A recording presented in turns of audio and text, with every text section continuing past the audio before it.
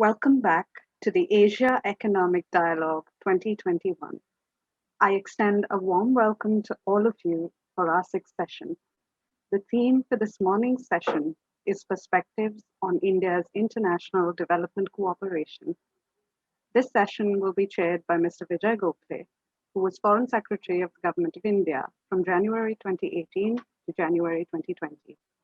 Prior to his current work, he served as Secretary Economic Relations from October 2017 to January 2018 and was Ambassador of India to the People's Republic of China from January 2016 to October 2017. He was also Ambassador of India to the Federal Republic of Germany from October 2013 to January 2016.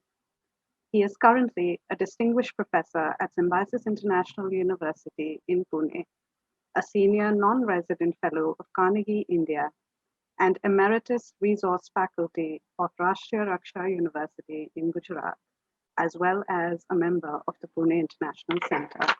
Over to you, Mr. Gokhale.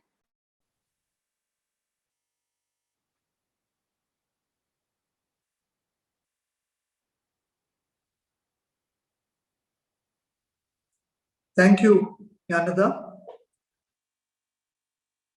Excellencies, ladies and gentlemen, welcome to the session on Perspectives on India's Economic Cooperation on the third day of the Asian Economic Dialogue 2021, co-hosted by the Ministry of External Affairs.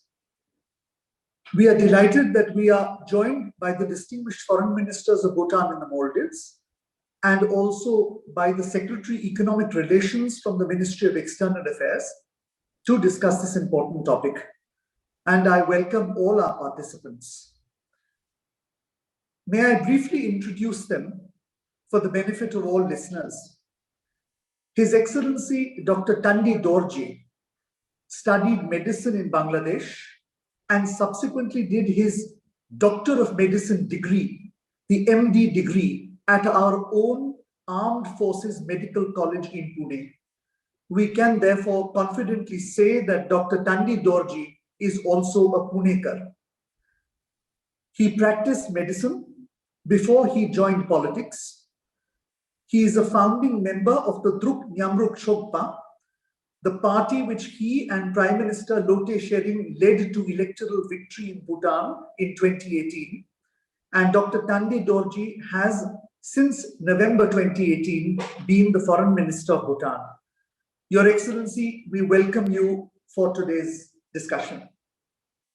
The second distinguished speaker and panelist is His Excellency Dr. Abdulla Shahid, the Foreign Minister of the Maldives.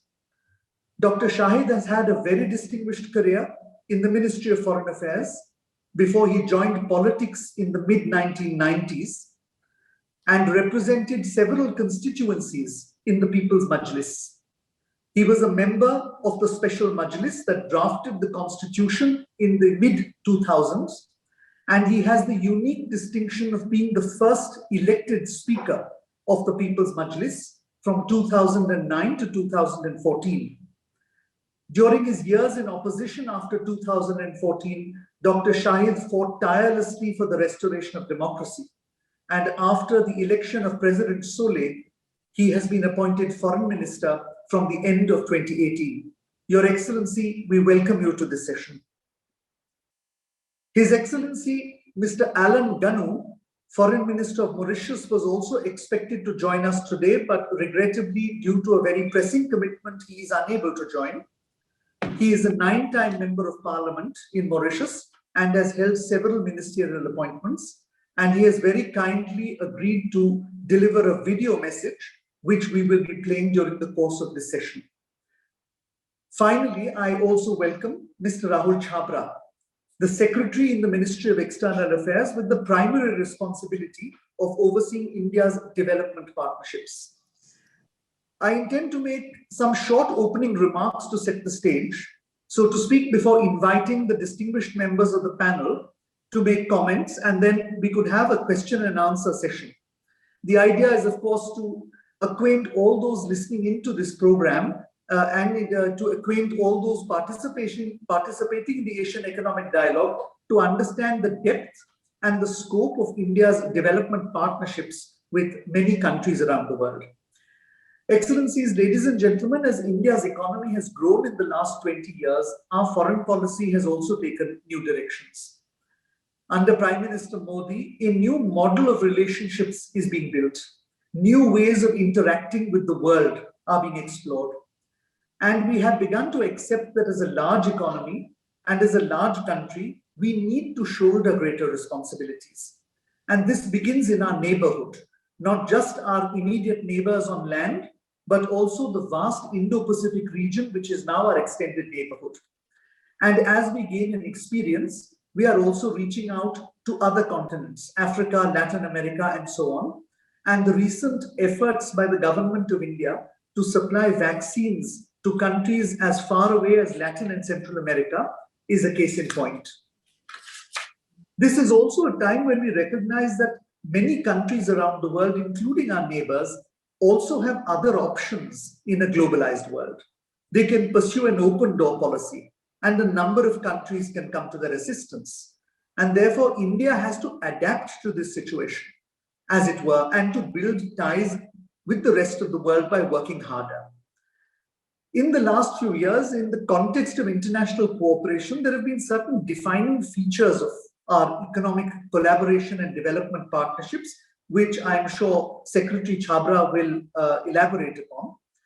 But the underlying principles include that they should meet the requirements, the development aspirations and goals of the recipient country, that they should be based on mutual consultation, that there should be joint oversight and management, and finally, clear timelines for starting and completing the project. With these initial remarks, I will now invite Mr. Chhabra, the Secretary in the Ministry of External Affairs, who has the onerous responsibility of overseeing all forms of development cooperation, to give his initial comments and to explain how the Government of India approaches the international economic cooperation agenda. Mr. Chhabra, over to you. Thank you so much. Good morning, ladies and gentlemen. It's a pleasure to be here.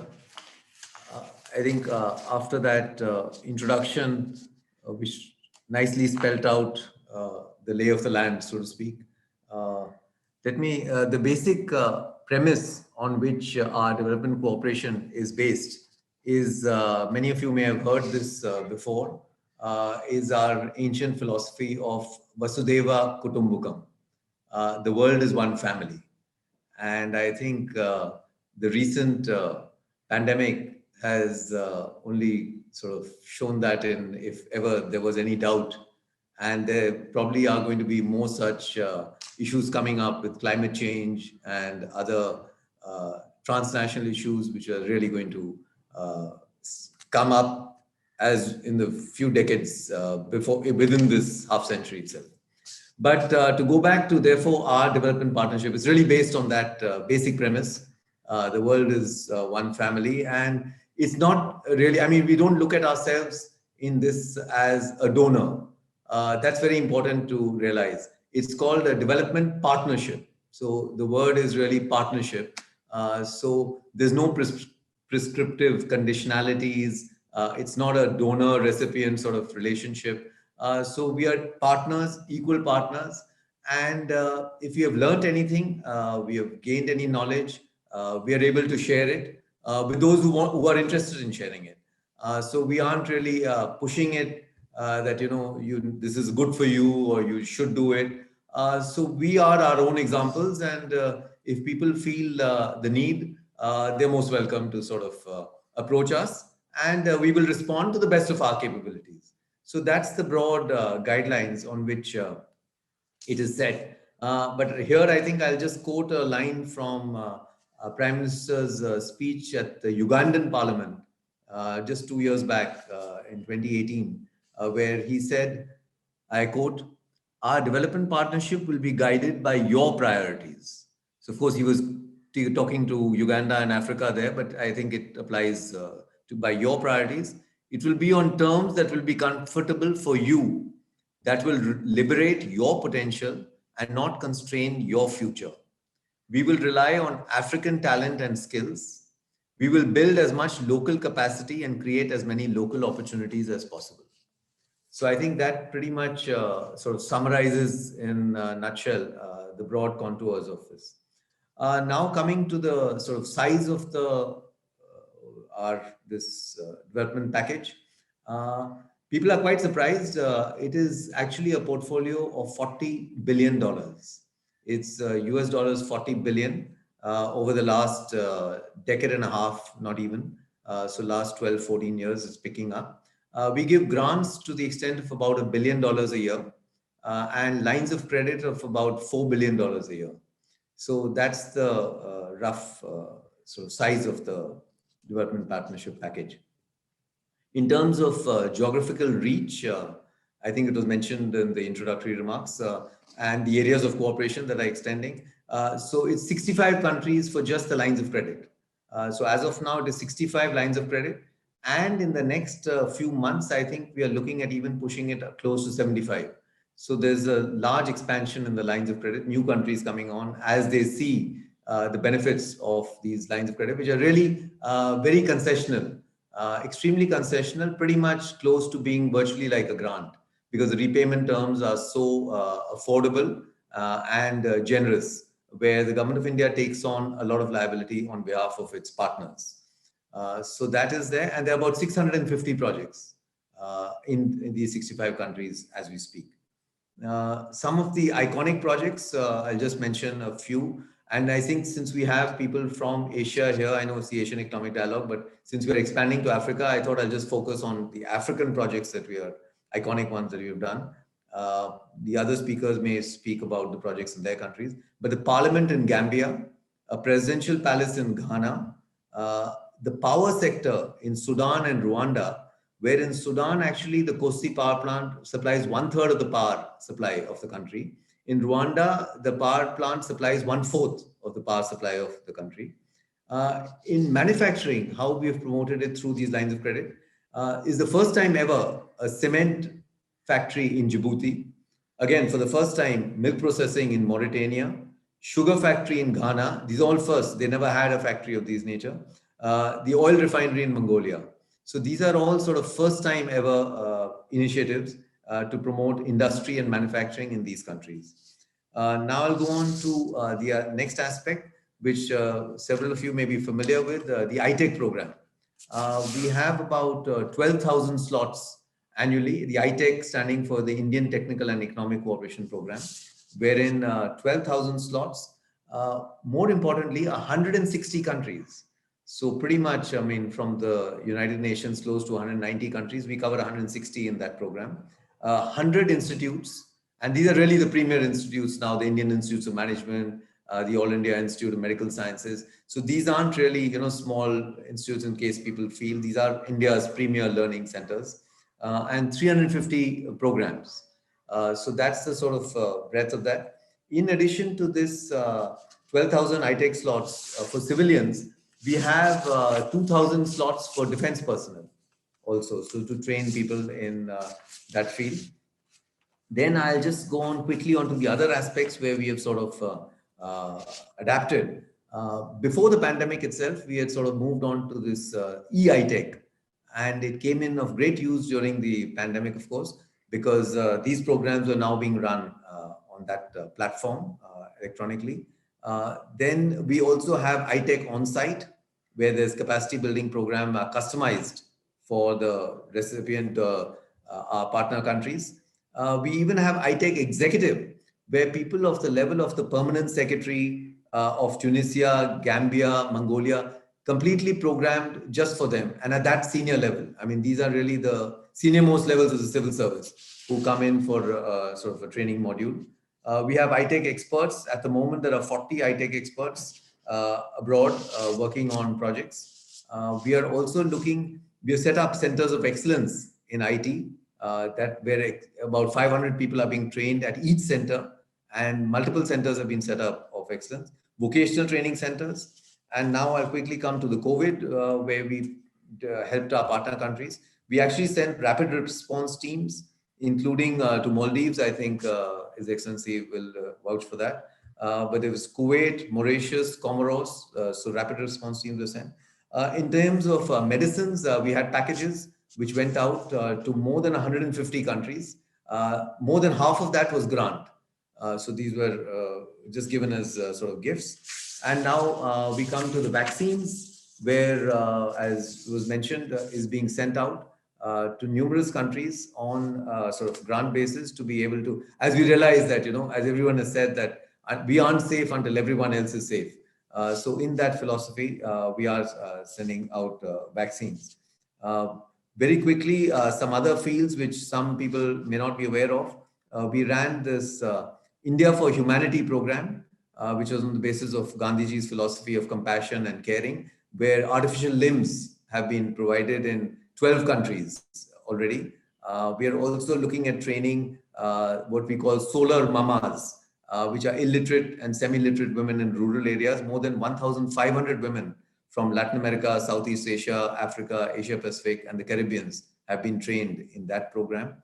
We are also looking at sort of cultural sort of sites which are being worked upon, where iconographic surveys, museology related work, sort of preservation work is being done.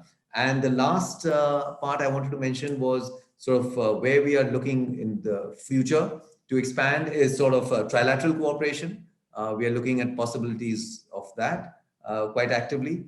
And the E-Vidya Bharati and the E-Arogya Bharati, the program which runs on satellite, linking India's institutes of education and medical facilities with African countries. So that's a way forward where we are going on. And the Lines of Credit program, by the way, was initially criticized a lot for sort of slow response and all that. And maybe the right companies are not being chosen. That is being dealt with, and we have remodeled it, we have revised it, and it's an ongoing process. So that is continuing. And we hope to have a much more efficient utilization of these lines by our partner countries. So I think on that note, I will just hand over and be open to questions when they come. Thank you so much. Thank you, Mr. Chhabra. That was an excellent overview of the kind of assistance and development partnerships that India engages in.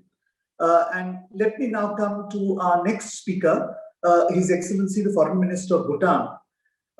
India and Bhutan, of course, Your Excellency, have a very special relationship. And I want to quote what the Prime Minister, Mr. Modi, said when he went to Bhutan in 2018 at a university function when he was talking to students where Your Excellency was also present. He said, India-Bhutan cooperation in hydropower is exemplary, but going beyond the traditional sectors of cooperation, we are seeking to cooperate extensively in new frontiers, from schools to space, and from digital payments to disaster management. With this quotation, Excellency, therefore, I would invite you to make your comments about what your experience as the Foreign Minister of Bhutan has been in terms of the development assistance and partnership that India enjoys with Bhutan, and also what are your expectations in the future going forward, particularly in the new areas that the Prime Minister has highlighted. Excellency, over to you. Thank you very much, Excellency, for the introduction. His Excellency Abdulla Shahid, Foreign Minister of Maldives. His Excellency Shri Rahul Chhabra, Secretary, Economic Relations, Ministry of External Affairs. His Excellency Shri Vijay Gokhale, Chair and former Foreign Secretary of India, and distinguished participants. Good morning to all of you. I'm honored to participate in this fifth Asia Economic Dialogue and would like to thank the Ministry of External Affairs of India and the Pune International Center for inviting me to participate in this session on the perspectives on India's international economic cooperation. No country would have a better appreciation of India's role in international economic cooperation than Bhutan, given that my country has benefited and continues to benefit from India's goodwill and generosity. Over the course of 6 decades, starting in 1961, the government of India has steadfastly supported Bhutan's socio-economic development programs and facilitated the growth of all other economic activities in Bhutan, including trade. And the topic of the discussion is both important and timely, given that India's increasing role in international economic cooperation, particularly in South Asia, where it contributes significantly, guided by its neighborhood first policy. India has played a pivotal leadership role in international affairs, not just in terms of economic cooperation, but also in crisis management.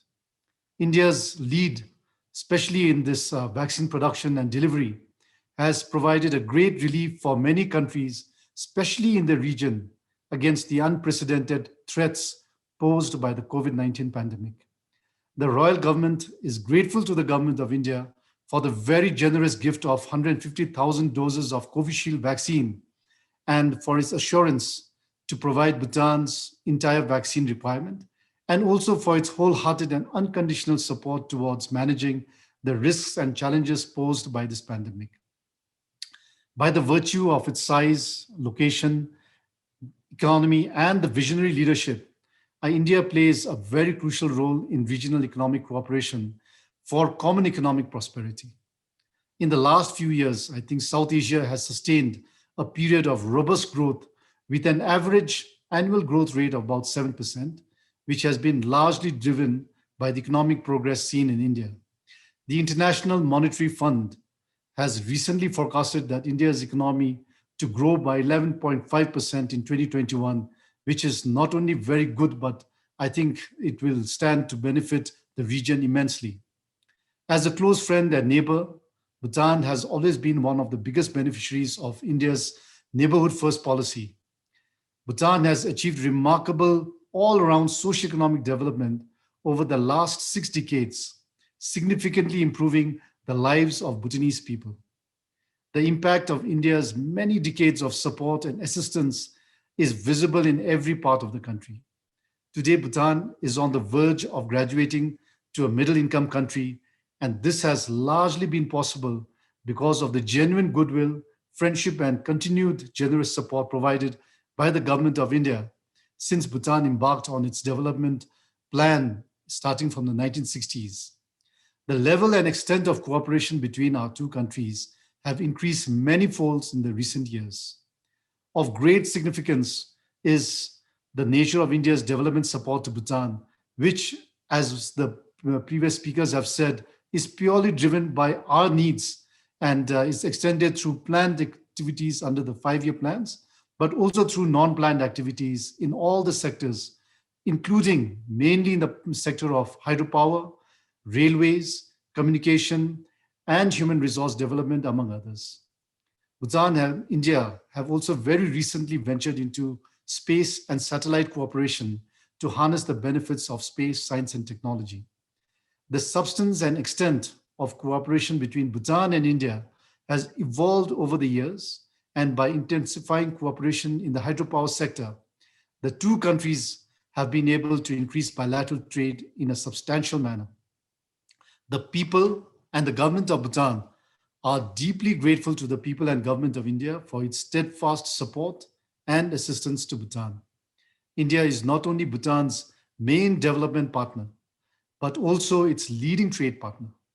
India is Bhutan's largest export market and the biggest source of its imports. A free trade regime exists between Bhutan and India. The ever-increasing growth in the volume of trade between the two countries shows how deeply integrated Bhutan's economy is with that of India. India is also the major source of FDI in Bhutan and accounts for nearly 47% of all foreign direct investments in Bhutan. Investments from India are mainly in the sectors such as financial services, dairy, agro-based production, ferrosilicon, silicon carbide, hydropower, pharmaceutical, water bottling, steel, building materials, IT, etc. Given the close bilateral and economic relation between Bhutan and India, Bhutan's FDI policy has a special provision for Indian investors pertaining to investment in Indian rupees as the currency of investment in addition to convertible currencies. Bhutan also receives the highest number of tourists from India. We are thankful to the Government of India for its support in the implementation of the Royal Government's revised National Tourism Policy. The revised tourism policy will greatly improve service delivery and enhance the experience of tourists, particularly from India. While the existing cooperation between Bhutan and India is excellent, there are opportunities to further deepen and expand the range of economic cooperation between our two countries. One, Bhutan is keen on attracting more investments from India, which will play a crucial role in driving Bhutan's economic growth. Indian investors can take advantage of the availability of cheap hydropower, political stability, and special exceptions for Indian investors under the FDI policy. Two, India's continued goodwill and support will be crucial for Bhutan to consolidate whatever Bhutan has achieved so far and also to recover from the devastating economic impacts of the pandemic. Number three, during the current pandemic, Bhutan experienced a number of challenges with regard to trade between our two countries. While all these problems were solved immediately with the unwavering support of the government of India, there is still a need to work together to streamline and remove some of the challenges that arise from robust and seamless trade as envisioned by our visionary leaders. Given India's market size, there is also an enormous scope to further increase the number of items and commodities for export to India. And with India's goodwill and support, we hope to realize this very soon. India's position as the only transit country for Bhutan's third country trade cannot be overemphasized. In this regard, we are deeply appreciative of India's role in supporting Bhutan's third country trade through various measures, such as enhancing infrastructures in the transit route areas. India's role in bolstering seamless trade and regional integration, particularly through cross-border road, railway links, and trade facilitation measures, is paramount not only for Bhutan, but the whole of South Asia. There has been some notable progress towards regional economic collaboration in the past years, and in particular, the regional connectivity initiatives of the Government of India. This is very, very significant. With the growing commitment of India and other countries in the region towards greater economic cooperation, South Asia has the potential to emerge as an integrated economic powerhouse similar to that of the EU. I believe that the future for this region is bright, and the direction provided by the current leaders on this front is very promising. Lastly, I would like to thank you, all of you, for inviting me to this session. And also I would like to wish everyone a very productive and fruitful session today. Thank you. Thank you, Excellency. Thank you for a very lucid presentation of both the positive elements of the cooperation and also the expectations from the Royal Government of Bhutan. This is useful for us because I think those who are listening in, including officials from the Government of India, always benefit from the sort of frank manner in which our partners speak. Thank you, Excellency, for mentioning the Neighborhood First policy. This is a policy that the current government and Prime Minister have given primacy to in an effort to strengthen ties with all our neighbors. And thank you also for mentioning that the government of India did its best to keep connectivity open during this pandemic that has devastated the world's economies. I think the air bubble with Thimphu as well as the land routes have helped the situation. But I think the point you have made that is worthy of note is that we still have to streamline these connectivity initiatives in order that we have a seamless movement of goods, services, and people. Thank you once again, Excellency. I would now like to invite His Excellency Dr. Abdulla Shahid. Dr. Abdulla Shahid is the Foreign Minister of the Maldives, and of course, no leader of the Maldives has done more to promote this development cooperation in the last 18 to 24 months than the Foreign Minister of the Maldives. Recently, our own External Affairs Minister had a very, very good visit to the Maldives. And I want to quote what our External Affairs Minister said during this visit, because this, in a sense, outlines the extent of the collaboration. He said, and I quote, "From fish processing to defense, from building roads to constructing housing, from public broadcasting to airport expansion and connectivity, this is the scope of India-Maldives development partnership." So with these words, Excellency, may I invite you to make your comments. Over to you, Foreign Minister. Thank you. Thank you very much, Mr. Chair. It is so good to see you again. A dear friend of the Maldives, and also my dear friend. His Excellency Tandi Dorji, the Foreign Minister of Bhutan, His Excellency Rahul Chhabra, Secretary Economic Relations, Excellencies, ladies and gentlemen. I want to begin by thanking the Pune International Center and the Government of India for organizing and inviting me to this dialogue. The sustainable recovery from COVID-19 in ways that our health systems, our economies, and our people are more resilient is the question all of us are asking and trying to figure out. And it is most apt that we have this dialogue now. Now on to the questions. It was certainly a tumultuous time when this government assumed office in 2018. The country was in financial distress. Bilateral relationships built upon decades of trust and mutual support between our closest neighbors had dwindled and drifted. This situation simply had to change for the better. One key priority of His Excellency President Solih was to make amends on the diplomatic front and fortify the strained relations between the Maldives and our friends, reinvigorate our traditional bilateral relations, such as those with our oldest best friend and partner, India. The government recognized that India was integral for our progress and development, and India stepped up, heeded our call for help almost immediately. During President Solih's state visit to India in December 2018, his first visit abroad, the government of India extended a financial assistance package worth $1.4 billion.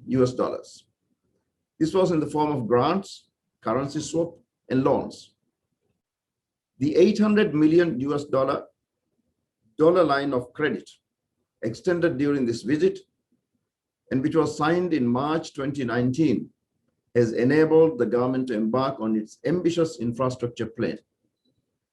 Just a few days ago, as Mr. Gokhale mentioned, during the visit of External Affairs Minister Dr. Jaishankar to the Maldives, we signed the first contract for projects financed under this line of credit for the construction of roads and storm water drainage systems in Addu city, the largest population center in the Maldives, apart from the capital city, Malé.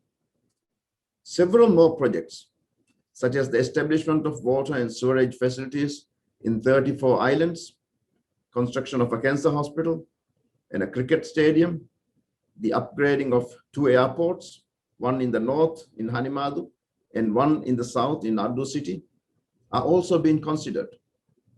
The Malé port is also being moved to Gulifal and expanded and upgraded under this line of credit. Another key flagship infrastructure project of the government that is being carried out in partnership with India is the Greater Malé Connectivity Malé to Tilafuchi Link project. This project aims to connect 4 islands, Malé City, Vilingili, Gulifal, Tilafuchi, with 6.7 kilometer bridge and causeway network, and will be an economic engine and lifeline for the Maldives. It's going to be the largest infrastructure project ever carried out in the Maldives. India has extended $400 million line of credit and $100 million in grant for this project. The tender for this project has now been announced within 6 months of the announcement of the financial support by India to the project. India's support towards the large-scale infrastructure development in the Maldives has been exemplary. The support has been demand-driven towards projects that the government's priorities. The tender process has been conducted according to Maldivian laws. Every effort has been made to ensure transparency and dialogue throughout the process, while not sacrificing the speed. In addition to the large-scale investments, India has offered grant assistance worth of $12 million towards small-scale projects that are of high impact through 2 schemes. 35 projects spread across all the atolls, and they are in various stages of completion, with 11 being completed. While these projects are small, typically costing less than $500,000, some even as small as little as $97,000. But they make enormous impact on the communities in which they are taking place. India's support to the Maldives goes beyond the remit of financial assistance. Both countries are working towards strengthening bilateral trade, especially by boosting connectivity. The cargo ferry started between Kurdufashi, Male, and Cochin was a step in that direction. Another cargo service has been started between the south of the country and the south of India. Air connectivity is also increasing, carrying goods and people between both countries.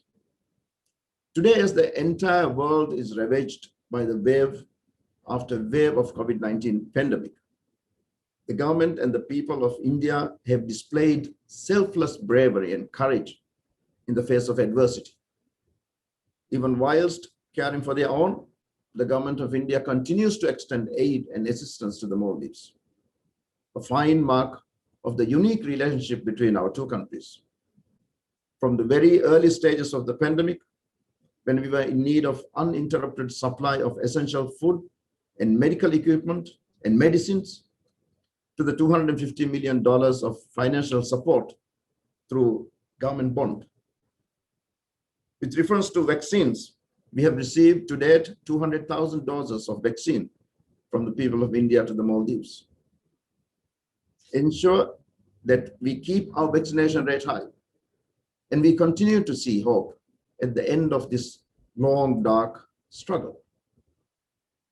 All these projects and cooperation I just mentioned are supporting President Solly's key policies: decentralization, development of regional hubs, quality healthcare, education, provision of safe drinking water, food security, empowering the communities, leaving no one behind, adopting resilient lifestyles, and diffusing congestion in the capital city.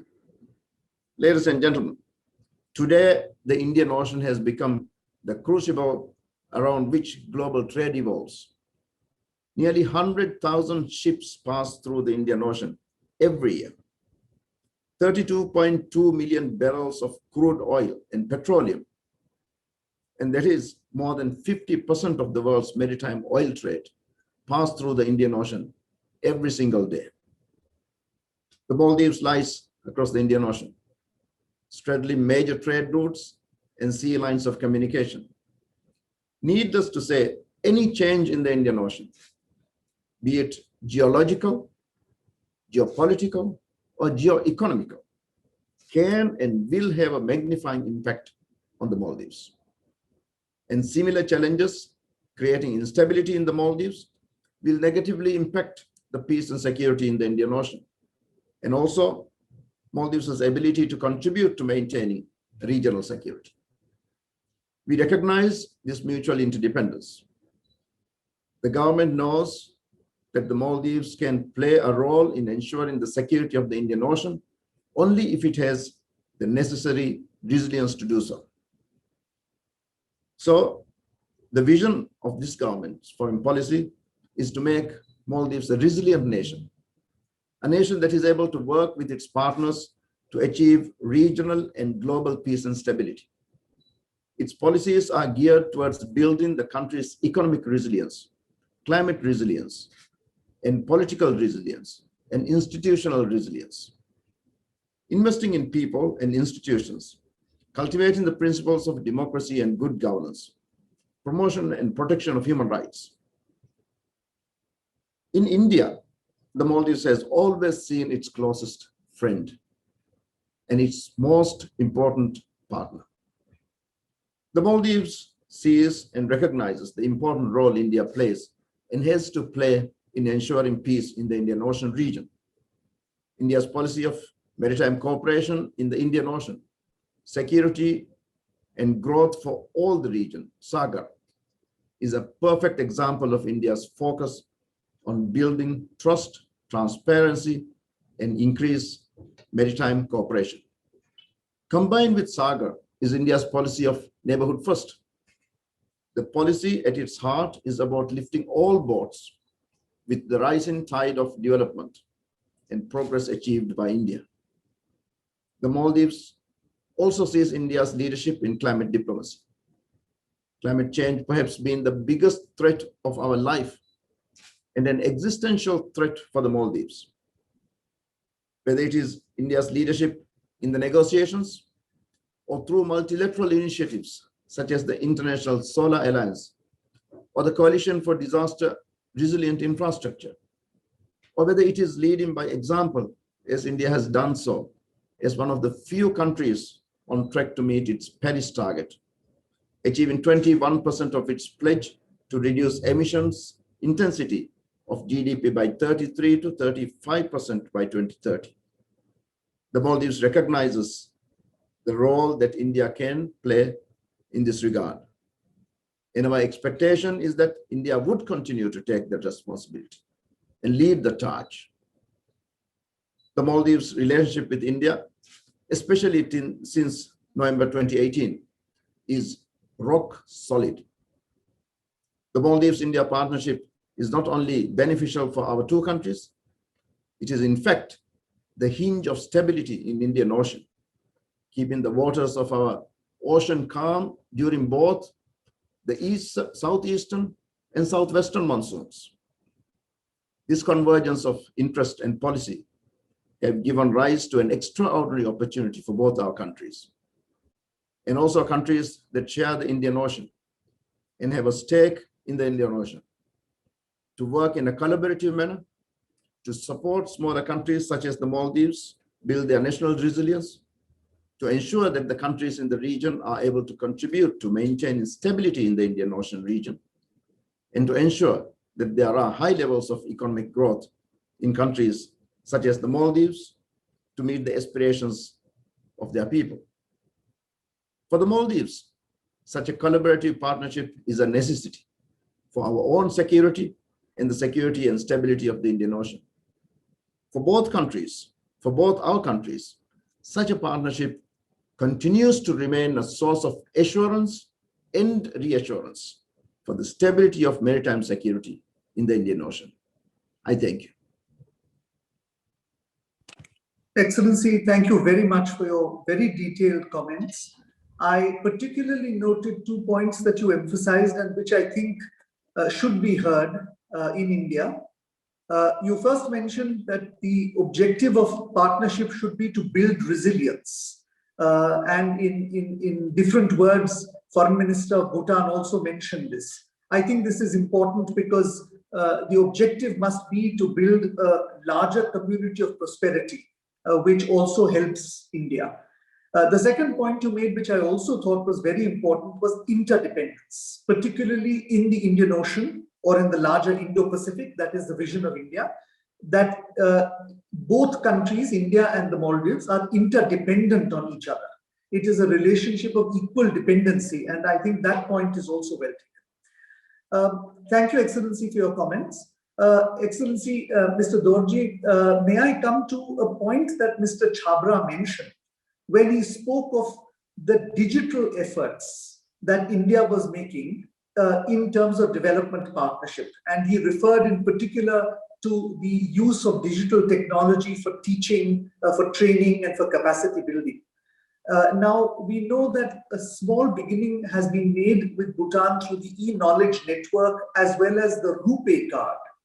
But Excellency, it would be nice to know what other areas we can collaborate with in the digital sphere where India can be a development partner to Bhutan.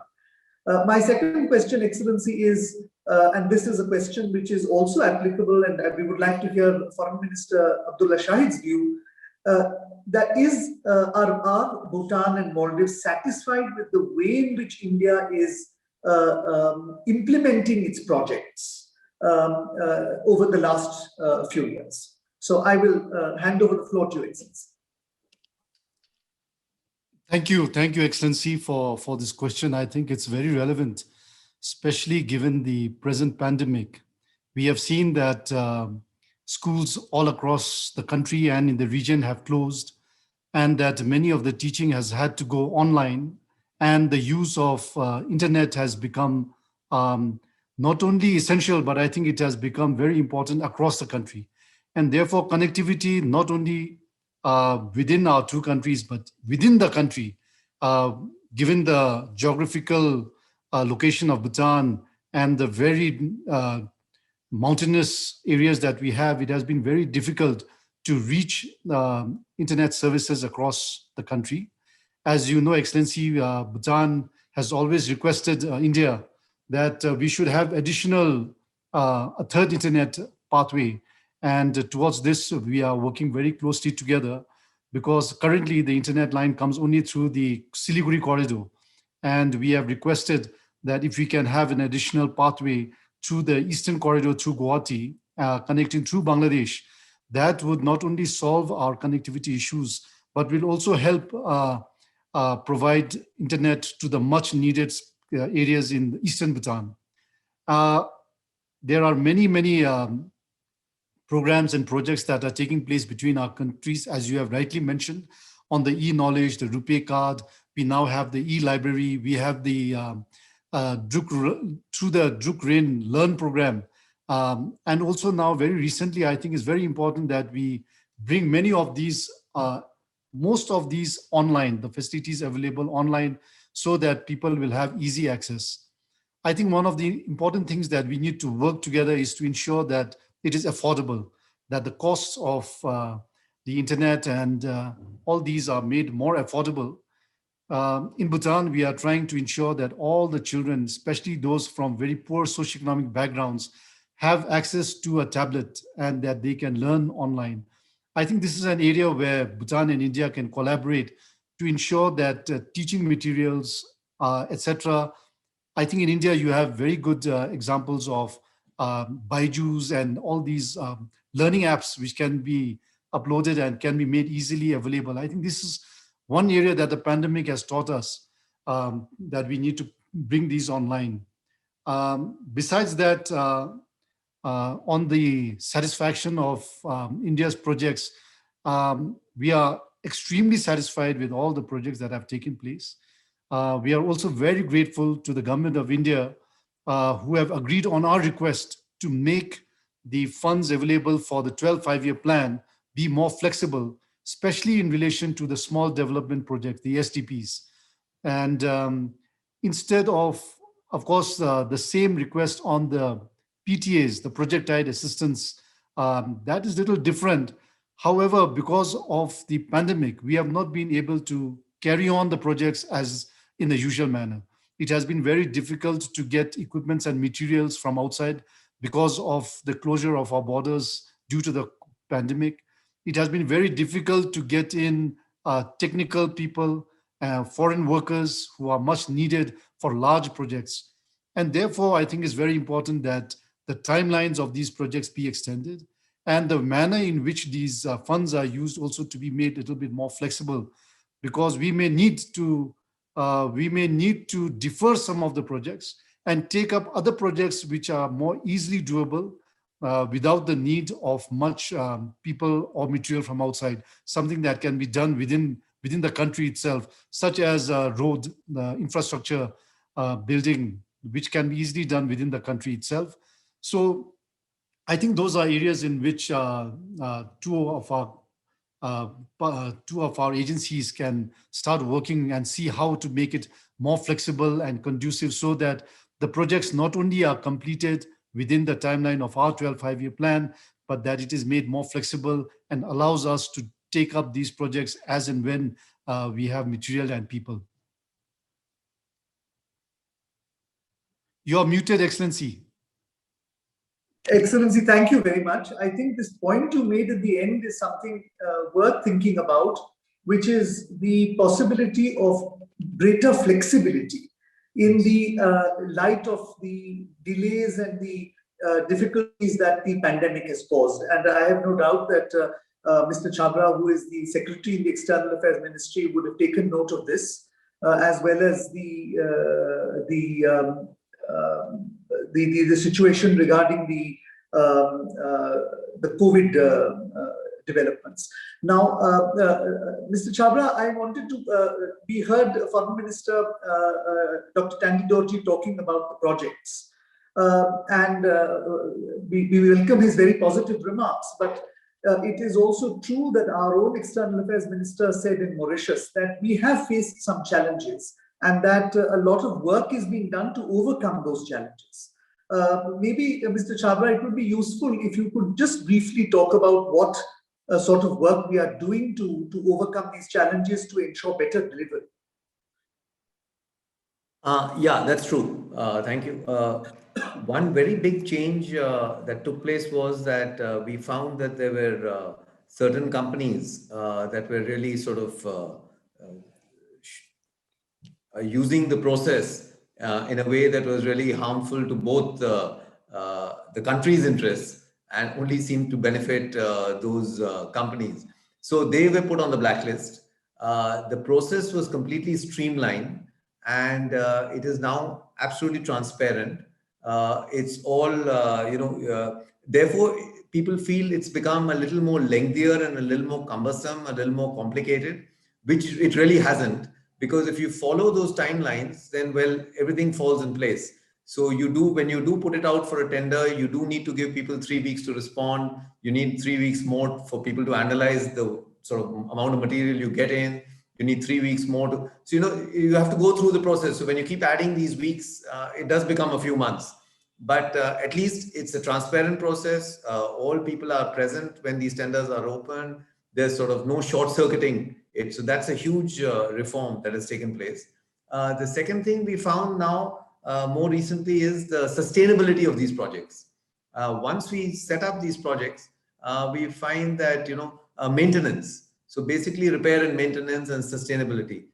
So we are now trying to incorporate this. This is a new field, which again, Dr. Jaishankar has pointed out, and he's quite keen, Foreign Minister, to get this through, is that when the project is conceived itself, there has to be a sustainability model for the next 5 years, 10 years down the road, so that they don't sort of go into disrepair and disuse. So we're trying to see how that can be built in. Different countries have different models, and whether that should be coming as part of the line of credit, or it should be done separately, or in what manner it can be incorporated. So that's a very big sort of thing we are working on as of now. So there is this sort of, and of course the other processes, smaller ones are going on all the time. We are strengthening our own in-house capacity for project analysis and appraisal. So we have experts within our Development Partnership Administration who can do this. When we do need to get in outside expertise, we do that at a very quick. We have a panel. So things are now being streamlined to a large extent.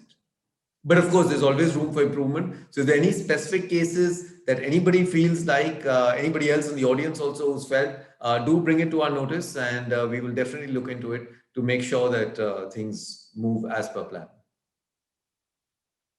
Thank you, Mr. Chhabra. I think that was very welcome clarification.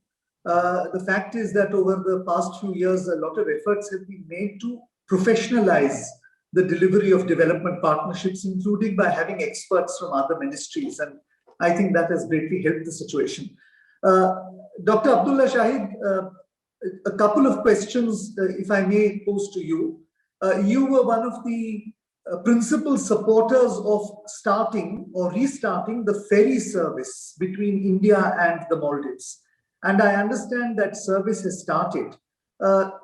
Could you just briefly tell us how this sort of connectivity benefits the Maldives and whether this is a sustainable activity in the long run? Secondly, picking up from your comment that climate change is an existential threat to the Maldives, what sort of development cooperation would you expect from India, or would you seek from India to address this major issue? Over to you, Excellency. Thank you very much, Chair. Connectivity is an essential feature for any relationship, be it economical or social. I can recall when I was a junior foreign service officer, to get to Delhi from Male was impossible. Communication between the subcontinent of India and Male was so bad that we have the only manner in which we can communicate to the External Affairs Ministry in Delhi was through telex, nothing else. Even a telephone call has to go through 2 operators and then finally get to a caller in Delhi on a good day, that is. That is how bad it was. But today, Mr. Chair, the developments have taken so quickly and so fast that during the pandemic, when we closed the borders, we became from a middle-income country to a low-income country overnight. The entire country was hit so bad in terms of economic, in the economy and foreign exchange earnings. But then India was one of the, was the first country to make an arrangement with us on the air bubble. And as a result, the number of Indian tourists who have come to the Maldives has increased multifold. In end of the day, end of last year, India was #1 source market for us. And today, India is so well connected by air to the Maldives that we have flights coming directly from 7 different destinations in India. Over 20 flights a week connected to the Maldives. But this is all air connectivity. But then on the economic front, it is essential that we also have sea route connectivity. A lot of our goods are coming from India, but they have to come by air. A regular ferry service, cargo ferry service between the north of Maldives and South India brings in an opportunity for goods to be transported cheap on a regular basis and with assurance. Once we open this connectivity from Tuticorin to Kurdufushi and to Male, the demand by the southern atolls was so much so they said, look, this is unfair, highly unfair. You are connecting only the north to India, South Indian market. We also want a share of it. Again, demand driven by the southern atolls, and government had started it. So the economic benefits of is immense, and connecting. Mr. Chair, imagine we are about 500,000 people in the middle of the Indian Ocean with over close to 2 million tourists coming in. And we have everything to benefit if we can plug into the South Indian economy. And that is where we are coming. On climate change, we have had disasters of unimaginable consequences. Let's talk of the 2004 tsunami. You asked us what are the expectations of India. We have come to a level where we don't expect, because we feel that we are family. In 2004, when the tsunami hit us, it hit us at the speed of a jet airline traveling. And because of the geographic nature of the islands, the entire Maldives was submerged. And we were reborn, and that is how I describe. We were reborn on 26th of December 2004. But it destroyed the entire infrastructure on all the islands, the hospital equipment, school infrastructure, everything was destroyed, including the rations that we had as food, because it washed away everything. The islands are so small. While this was happening, Indian naval ships steamed off from Indian ports to the Indian Ocean. One of their first destinations was Maldives. They came with essential food supplies, with essential medication, and assisted us. In 2017, we had a huge disaster in Mali, where our water supply was destroyed by fire. And when we speak about Mali, Excellency, you would know very well, it's a little Manhattan, 100,000 people, over 100,000 people living from shore to shore. And we have water all around us, but not a drop to drink because it's all salt. But then India was the first to respond. Within 7 hours of this disaster, Indian flights landed in the Maldives with drinkable water. So at any time of a natural disaster, India is there to assist us. It's the first responder. And I think we are taking it that because it's family, India naturally responds. But then on a long-term basis, India has taken leadership. As I mentioned in my statement, my remarks, India has taken leadership in addressing this issue. Thank you. Excellencies, we will now have a short video message from the Foreign Minister of Mauritius, who was unable to join us, His Excellency Mr. Ganoo, and then we will once again meet for the concluding remarks. Nyanada, could we please play the video message? Thank you, Chair. I am deeply honored to be part of this distinguished panel, and I will try to contribute to the debates by sharing our perspective on India's international development cooperation, with special emphasis on the rather unique and privileged relationship between India and Mauritius. In fact, right at the outset, I would like to underscore the track record of India in the field of international development cooperation, which is something which stands out on the world scene. And many other major developing countries, in my opinion, may wish to emulate in order to raise the standard of living in less advantaged developing countries. What India is doing in the field of international development cooperation is indeed praiseworthy. I will hasten to add that India itself, in view of its size and population, has its own development challenges to grapple with. According to figures available on the OECD's website, India has devoted 1.8 billion USD in 2015 as concessional development finance.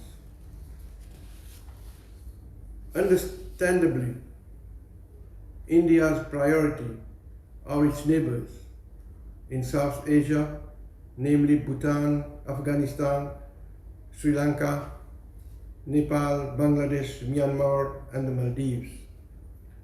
However, we have noted lately that cooperation with Africa has increased, and the main areas of cooperation are health, education, energy, and information technology. The Indian government is very much organized while implementing its development cooperation strategy. And I note that the Indian External Affairs Ministry hosts the Development Partnership Administration, which coordinates India's bilateral development cooperation. In this context, I would like to highlight the special this relationship that exists between India and Mauritius, which is characterized by trust, openness, and transparency. In fact, India has always been by the side of Mauritius in its developmental journey. The cultural, historical, and ancestral linkages between India and Mauritius have over the decades cemented this shared feeling of proximity. This relationship is further strengthened by inter alia, strong development cooperation, defense, trade, and commercial ties, and high-level visits. The recent visit of Honorable Dr. Jaishankar, Minister of External Affairs of India, to Mauritius from the 21st to the 24th February of this year has further strengthened the bonds of friendship between our two countries. The signing of the Comprehensive Economic Cooperation and Partnership Agreement, the SECPA, between our two countries is the epitome of that relationship, as it will evidently provide a timely boost to the development of our economies in a post-COVID-19 context. This agreement, which is the first trade agreement signed by India with an African country, and will facilitate Indian investors to use Mauritius as a launch pad for the expansion of the business into continental Africa. India has also been among the largest trading partner and one of the largest exporters of goods and services to Mauritius since 2005. In 2019, the main import partners of Mauritius were India, 13.85%, China, which represented 16.69%, South Africa, which represented 8.7%, and finally the UAE, which represents 7.28%. India's exports to Mauritius comprises largely petroleum products. Other main items of India's exports to our country are pharmaceuticals, cereals, cotton, shrimps, and prawns. And for our part, our exports to India include iron and steel, pearls, precious, semi-precious stones, and optical, photographic, and precision instruments. The bilateral trade between India and Mauritius has registered a growth of 233% from about 206 million USD in the year 2005-2006 to 690 million USD in the financial year 2019-2020. Therefore, India's exports to Mauritius surged by 232% from 199 million USD in year 2005-2006 to 662 million USD in financial year 2019-20.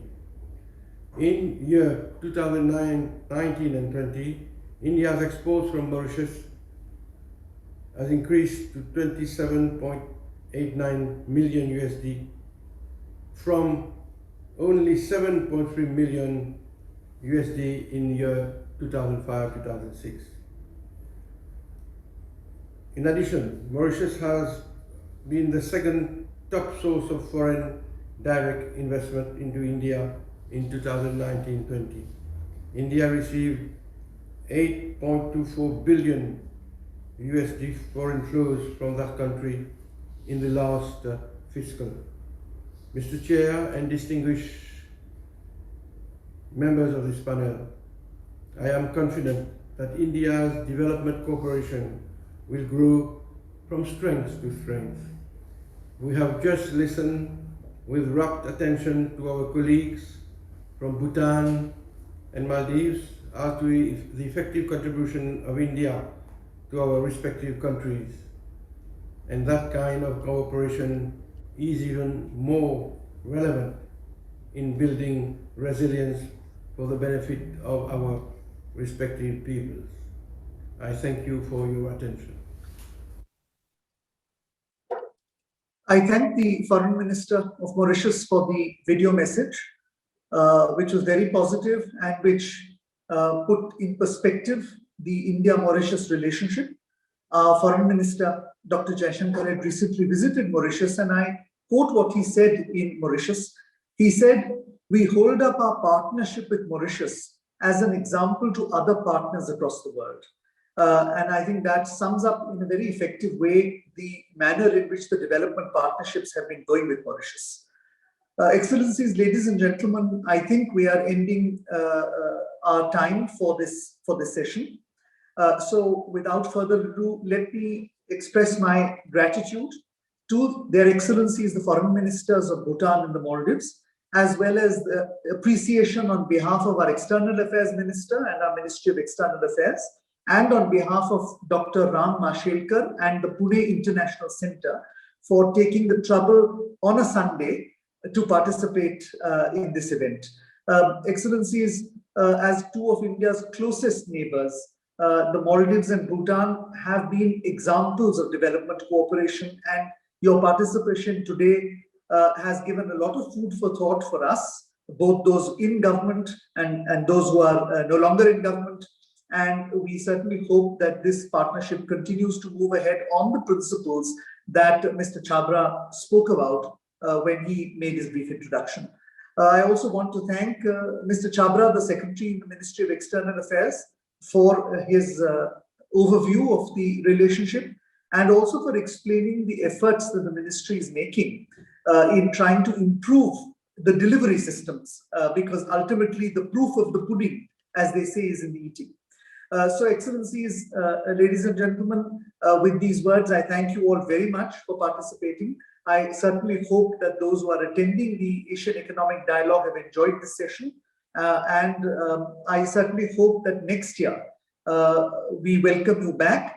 And on that note, I would also like to hope that Dr. Dorji returns to Pune, where he studied earlier. Unfortunately, it could not happen this year, but we hope it will be next year. So, ladies and gentlemen, thank you very much. Thank you, Excellencies. We would like to thank all our panelists who graciously took the time to share their insights and comments with us. We also thank those attending for your attention and patience. The 7th session of the Asia Economic Dialogue on India as a Global Partner will begin at 4:30 p.m. Indian Standard Time. Thank you all, and we look forward to seeing you then.